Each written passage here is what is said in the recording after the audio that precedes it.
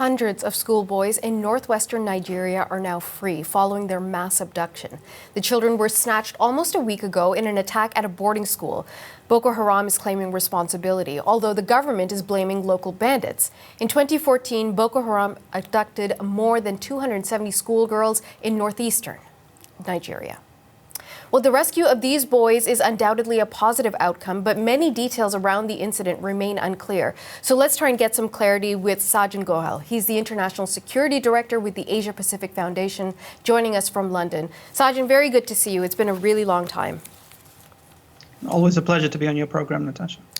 Sajan, how does this happen again? In 2014, the world was gripped by the stories of the Chibok girls who were stolen away from their homes, many of them forced to convert to Islam by Boko Haram. And the world said this would never happen again. Hundreds of children stolen from their families. And yet here we are again. How did this happen?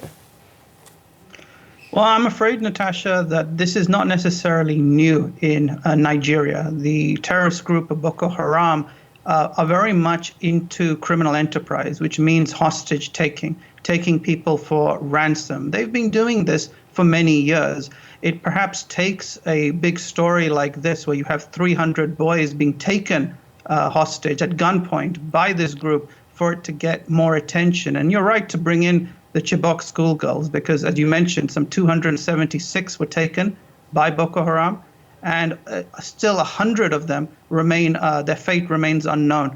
And this is the worry, is that when you have a terrorist group like Boko Haram that are involved in criminal enterprise, where they mix making money with criminal networks and carry out very radical ideological attacks, it's very dangerous and it's difficult, and perhaps the world doesn't pay enough attention to what's taking place in Nigeria. There's a lot I want to break down there. I do want to address how you mentioned rightly that dozens and dozens of those girls are still missing. It is presumed that they've been sold off into sexual slavery. Many might have been raped and then killed, and others sold into basic slavery into other neighboring nations. So we had a sense of what the objective was at that time. Do we know what the objective was when these boys were stolen? Was it for ransom? Was it to turn them into child soldiers? Why did they get taken? Well, it does seem that the primary intention was to make money, profit from it. The leader of Boko Haram, Abu Bakr Shekau, this is an individual who enjoys notoriety, attention, the oxygen of publicity. He very much appears in a lot of the videos, and his voice was being heard in some of the messages that Boko Haram were releasing to do with these boys in particular. And what worries me is that human trafficking was definitely going to play a role in this. We saw it with the Chibok schoolgirls, as you mentioned. Some pretty horrific consequences were applied to those young women, and these boys were likely to meet the same fate. It seems like they've been rescued, but there's also a lot of contradictory information coming out of Katsina State, which is where they were taken. At one point, the governor there said nothing had happened.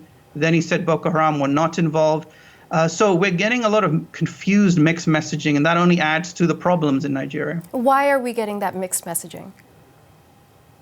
Keep in mind that Nigeria is a country that has a lot of political, social, and economic instability. In the last few months, there have been some very violent protests that have been taking place in the urban centers to do with what was known as the End SARS movement, which was the movement to get rid of the Special Anti-Robbery Squad, which were accused of extrajudicial murders. Corruption plays a big role as well as to what takes place. And when you have the criminal groups that are involved, the terrorist outfits, there are many shades of gray as to what is actually taking place. And the problem is that the international community is also being distracted because of COVID-19. So it's been hard to actually have a greater spotlight on what's been going on in Nigeria in the past 12 months. But sadly, these incidents are quite common. Again, it's just because of the number of schoolboys that were taken that we're talking about it. I do want to talk to you about that because you mentioned it earlier as well, the lack of coverage of this story. It did get some coverage. We certainly covered it here, but you think the abduction of 300 children would be front page news, would be the top headline in every publication, every broadcast, and yet it wasn't. And why do you think that is?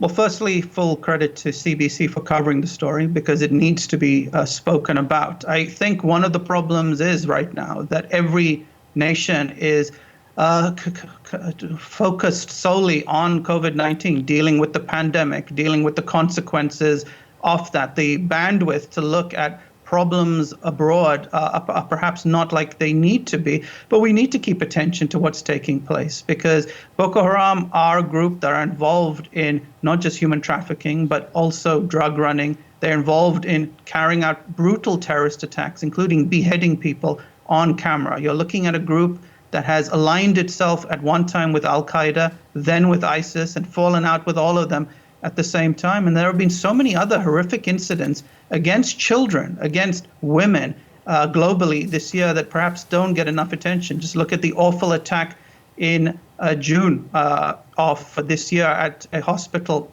in Afghanistan, in a maternity ward, where ISIS terrorists killed women who were in the middle of labor. Now, these incidents just don't get the attention they need to. Sergeant, what do we know about the boys and in terms of the investigation? Will the people who abducted them get any sort of justice? I think, unfortunately, Natasha, this story will probably likely be forgotten in the coming days. It is not going to get much more focus. The fact that it seems they have been rescued, for the Nigerian authorities, that's the end of the story. The fact that the network that's responsible for abducting them still remains intact, that's the problem. So we will continue to see hostage taking place. We will see a lot of families have misery during this period, and Christmas period, the New Year period, and a lot of them cannot afford to pay ransoms. So then those children, those young people could be sold into slavery. They could be sold to sex traffickers. All kinds of very unfortunate things may meet these people's fate. And I just hope that, again, we keep the focus on the spotlight on these incidents because someone has to talk about it. Okay. Sergeant Goel is the International Security Director with the Asia Pacific Foundation, joining us from London. Sergeant, thank you. My pleasure, Natasha.